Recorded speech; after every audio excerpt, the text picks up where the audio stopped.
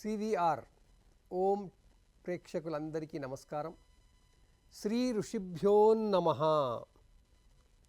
ఈ శీర్షికతో మనం ఎందరో ఋషుల యోగదానం కాంట్రిబ్యూషన్ మనకి ఏమి ఇచ్చారు అనేది చెప్పుకుంటూ వస్తున్నాం. వాళ్ళు ఎప్పుడు పుట్టారు, ఎలా ఉన్నారు, ఏం మహత్యాలు చేశారు అనేది మనకు అవసరం లేదు. మనకి కావలసింది వారి యోగదానం, మన విజ్ఞానంలో వారి యోగదానం. ఎందుకంటే మనకున్న విజ్ఞాన పరంపర అంతా కూడా వారిచ్చిందే. అందువల్ల మనం ఋషులు అందించిన విజ్ఞానం కాబట్టి దీన్ని మనం ఋషి రుణము అంటాం. ఈ రోజుల్లో మనం ఉన్నదానికి, మన విజ్ఞానానికి మనం ఋషులతో రుణం తీర్చుకోవాలి. అలా రుణం తీర్చుకోవలసినటువంటి ఋషుల విజ్ఞానంలో మనకి ఎందరో ఋషులు ఎన్నో విధాలుగా మనకి విజ్ఞానాన్ని అందించారు. అది మనం ఎంత అనేది చెప్పుకోలేనంత, ఎందరు ఋషులని లెక్క పెట్టలేనంతమంది. ఆ ఋషులే మనకి వేదాల్లో మంత్రాలకి ఋషి అయ్యారు. తర్వాత పురాణాలు ఇచ్చారు మనకి. ఆ పురాణాలు ఇచ్చిన వాళ్ళలో ముఖ్యుడైనటువంటి వాడు వ్యాస మహర్షి. ఈ పురాణాలలో ఏముంటుంది అంటే ఈ ఋషులు ఎప్పుడెప్పుడు ఏం చేశారు అన్న మాటలే ఉంటాయి. వేదాల్లో ఉన్న విజ్ఞానాన్ని మనకు అర్థం కావడం కోసం వ్యాస మహర్షి మనకి అష్టాదశ పురాణాలు ఇచ్చాడు. అలా ఇవన్నీ ఇస్తుంటే ఇదంతా దేంట్లో ఉంది? ఏదో ఒక భాషలో ఉంది కదా. ఆ భాష సంస్కృత భాష.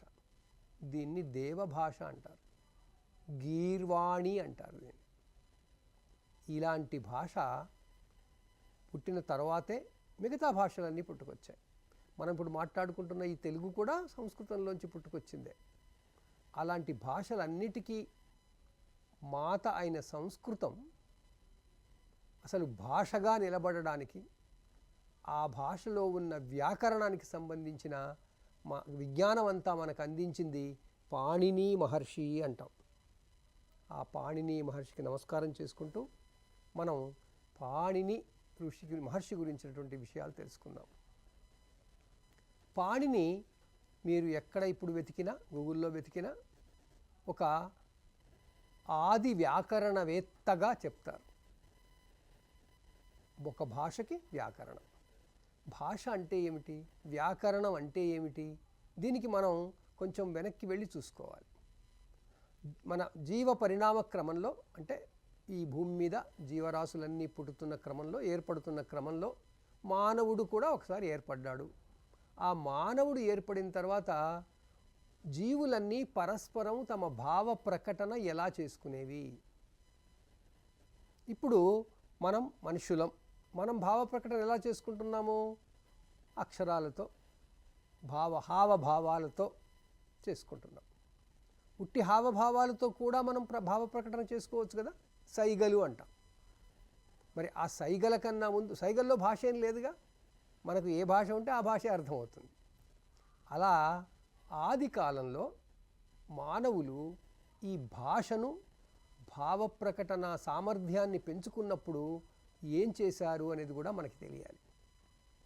ఈ భాష పుట్టినప్పుడు, భాష అంటే చెప్పుకునేది, భాషించున్నది. అది రాయడానికనేం లేదు, లిపి అక్కర్లేదు, కేవలం చెప్పడమే. ఈ చెప్పడం ఎలా చెప్తాం మరి? మన శరీరంలోంచి బయటికి వాయువుని పంపిస్తూ, ఆ వాయువుని పంపించేటువంటి ద్వారం ముఖం కాబట్టి, ముఖంలో ఉన్నటువంటి నోరు కాబట్టి, ఆ నోటి ద్వారా కానీ, తర్వాత ముక్కు ద్వారా కానీ, కళ్ళ ద్వారా కానీ, ఈ మూడింటితోనే మనం ఎక్స్ప్రెస్ చేయగలుగుతాం.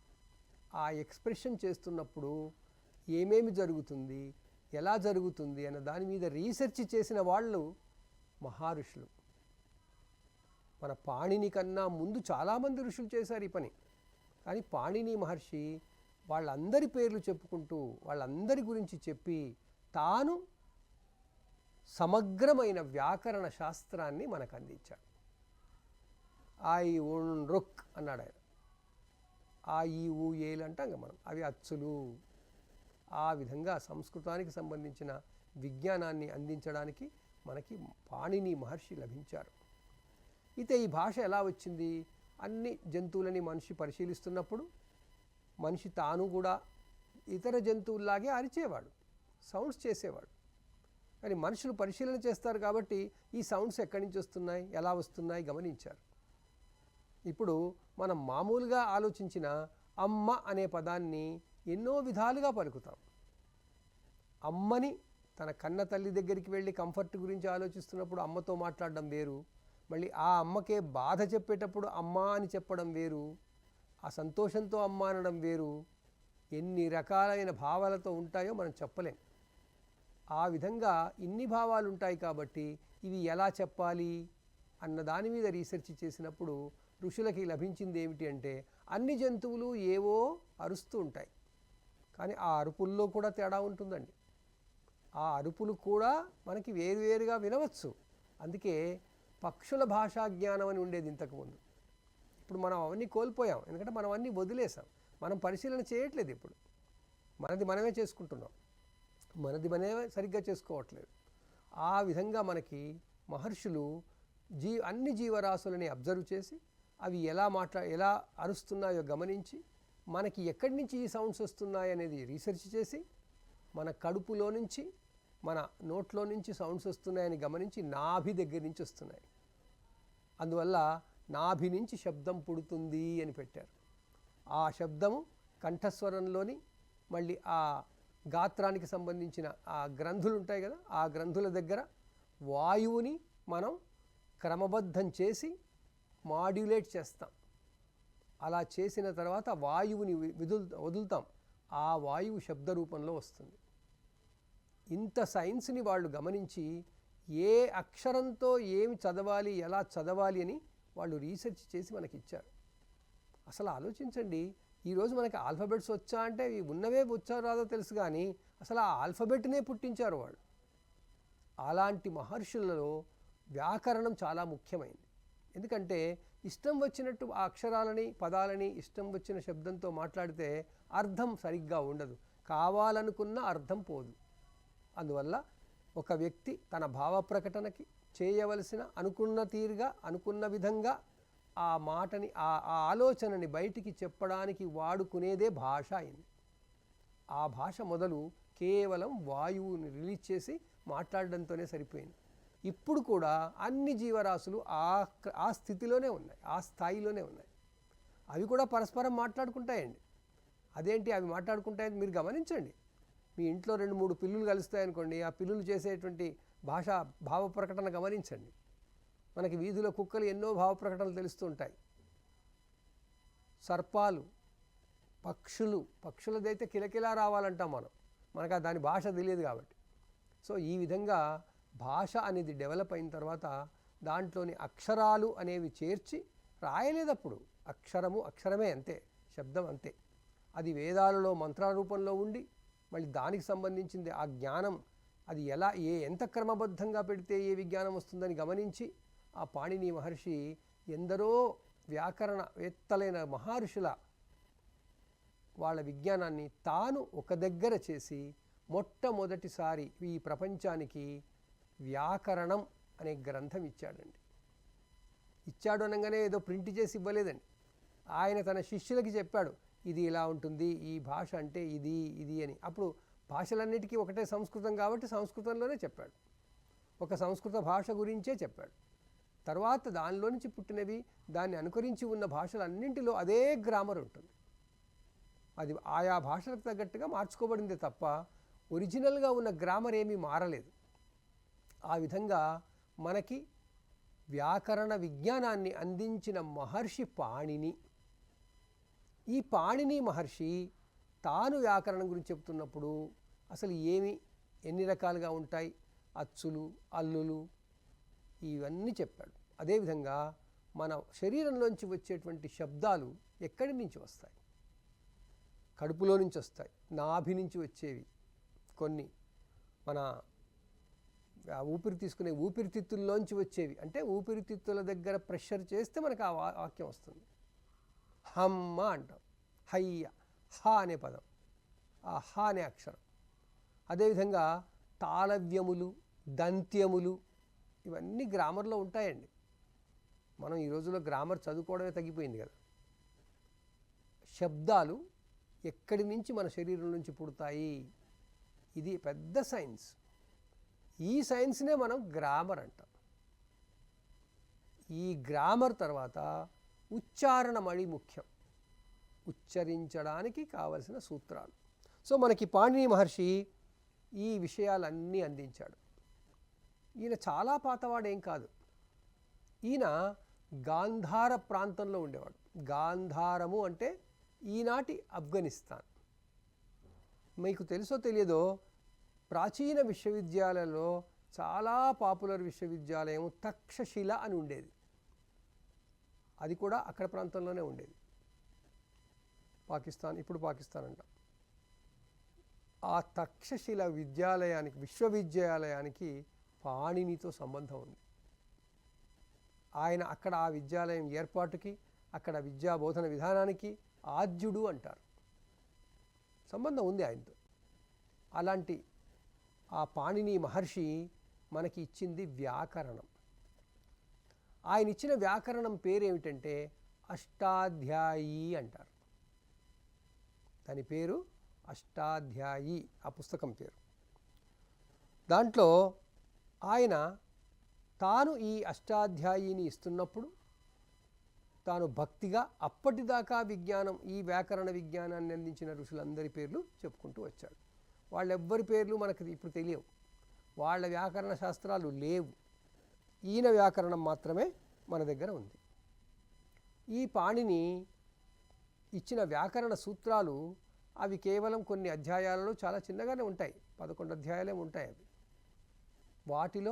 వాటిని అర్థం చేసుకోవడానికి మళ్ళీ మనకి భాష్యం కావాల్సి వచ్చింది. భాష్యము అంటే సూత్రబద్ధమైన పదాలని, అక్షరాలని, వాక్యాలను మళ్ళీ సవివరంగా వివరించడానికి భాష్యము అంటాం.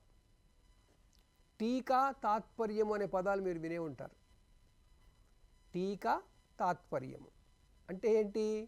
ఒక వాక్యం ఉంటే ఆ వాక్యంలో ఉన్న పదాలకి పదభేదన చేసి, పదవిచ్ఛేదన చేసి, ఆ ఒక్కొక్క పదానికి పదంగా విడదీయడం, ఆ పదాలకి అర్థాలు రాసుకోవడం టీకా అంటారు.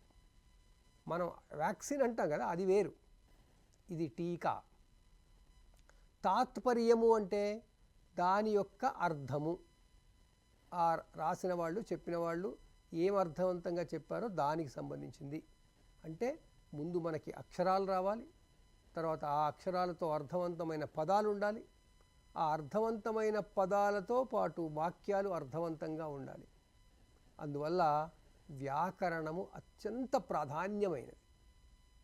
ఈ వ్యాకరణము ఎలా ఉండాలి అంటే ఆ అక్షరాలు ఏ అక్షరాలు కలిపి పదంగా వాడాలి, ఇవన్నీ విషయాలు మనకి మన మహర్షి పాణిని బోధించాడు అంటే ఆయన ఏమి టీచ్ చేయలేదు మనకి.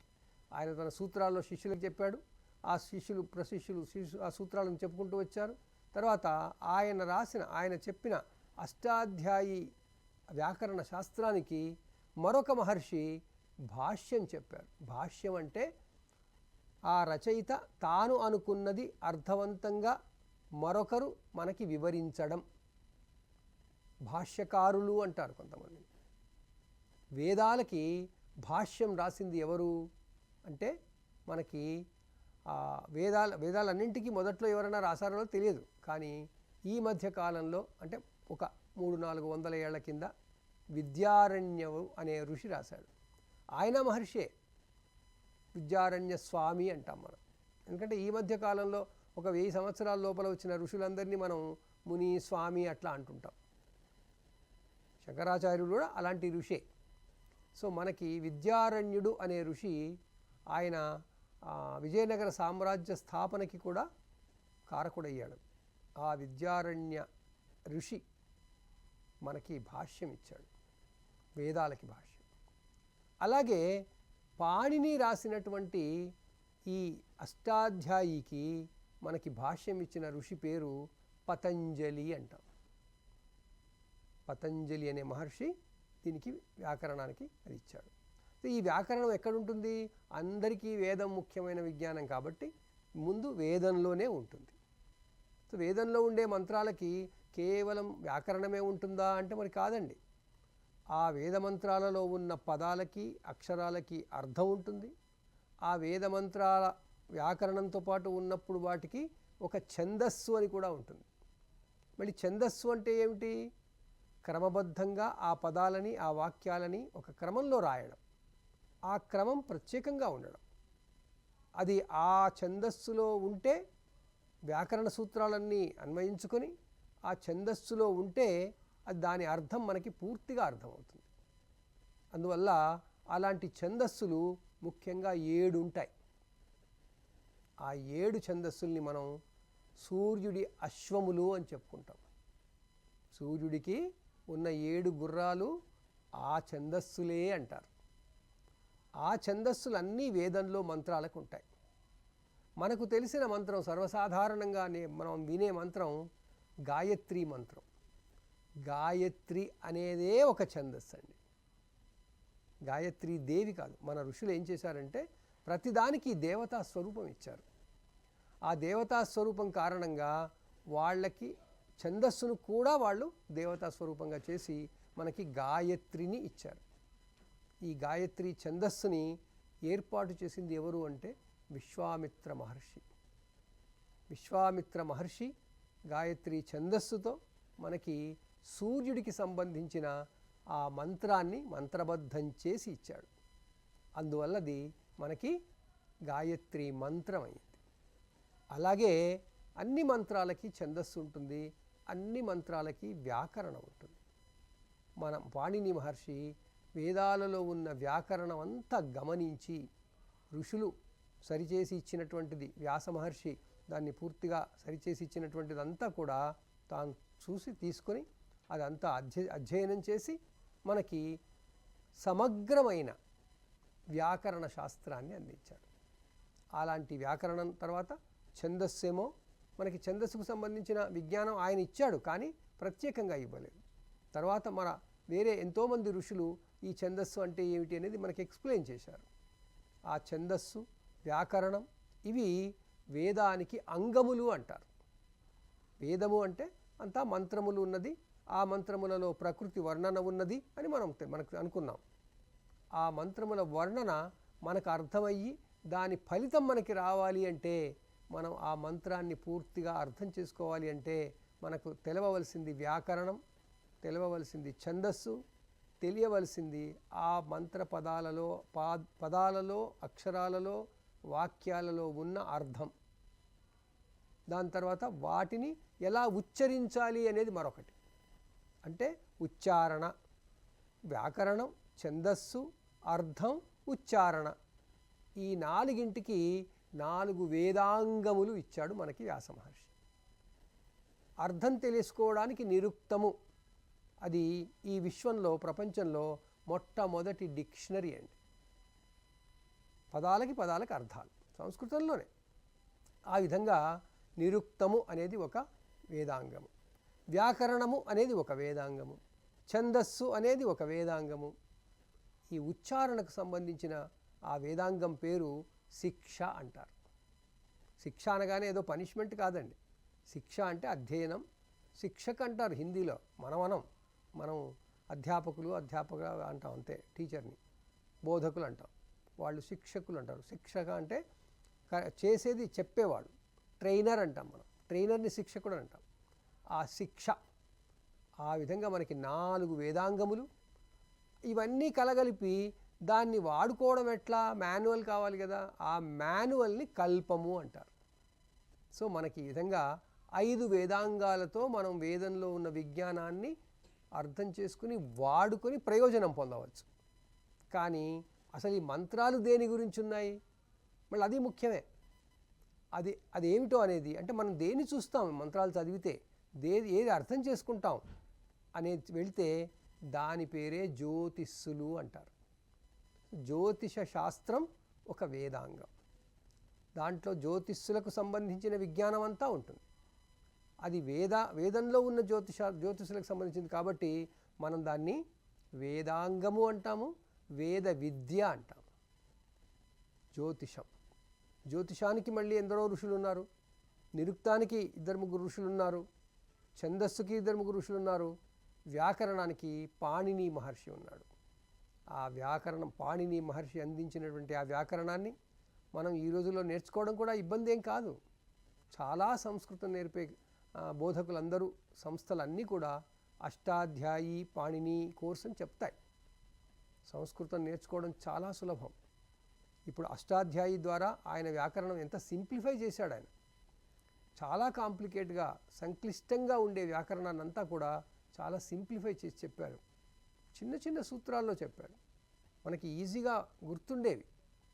ఆ విధంగా ఎంతో అంటే కొన్ని వేల సంవత్సరాల కింద ఈనాటికి మనం చాలా సులభంగా నేర్చుకోగలిగే విధంగా వ్యాకరణ గ్రంథాన్ని మనకు అందించిన వాడు పాణిని మహర్షి. అలాంటి పాణిని మహర్షికి సంబంధించిన మనం ఈ విషయాలు చెప్పుకున్నందుకు, అలా చెప్పుకుంటూ ఇంకా ఏదో ఇలాంటి ఎంతోమంది ఋషుల గురించి మనం చెప్పుకోవాల్సిన అవసరం ఉంటుంది. ఋషులు అనగానే, తపస్సు అనగానే ఏదో ముక్కు మూసుకుని కూర్చుంటారని కాదండి. వాళ్ళు పరిశోధించారు, ప్రకృతిని పరిశీలిస్తూ పరిశోధించారు. పరిశోధన తర్వాత దాని ఫలితాలను సిద్ధాంతీకరించారు. ఆ సిద్ధాంతీకరించిన ఫలితాలు మనకి శాస్త్రములయ్యాయి. శాసనం ఇది శాస్త్రం, అది రూల్ అంతే. ఎవరు మాత్రం దాన్ని కాదంటారు చెప్పండి? ప్రకృతిలో జరిగేదాన్నే చెప్పారు కదా వాళ్ళు. అందువల్ల ప్రకృతి విషయాలన్నీ మనకి శాస్త్రాలలో ఉన్నాయి. ప్రకృతి విజ్ఞానం అంతా కూడా మనకి వేదాలలో ఉంది. ఆ వేదాలకి, ఆ వేదాలు అందించిన ఋషులకి, ఆ వేదాల్లోని సబ్జెక్ట్ విషయాలు ఏవైతే ఉన్నాయో వాటిని కూడా అందించిన ఎంతోమంది ఋషులకి, శాస్త్రకారులకు, అంటే 6 శాస్త్రాలు మనకు అందించిన వాళ్లకు, అదేవిధంగా వ్యాకరణాన్ని అన్నింటికీ మూలమైన వ్యాకరణం తెలియకపోతే బాగుండదు. మనకు ఏమీ తెలియదు కాబట్టి అలాంటి వ్యాకరణాన్ని సమగ్రంగా అందించిన ఆ వ్యాకరణకర్త పాణిని మహర్షికి ఒకసారి నమస్కారం చేసుకొని మరొకసారి ఆయన తలుచుకొని వచ్చే సంచికలో మరొక మహర్షి గురించి చెప్పుకుందాం. స్వస్తి.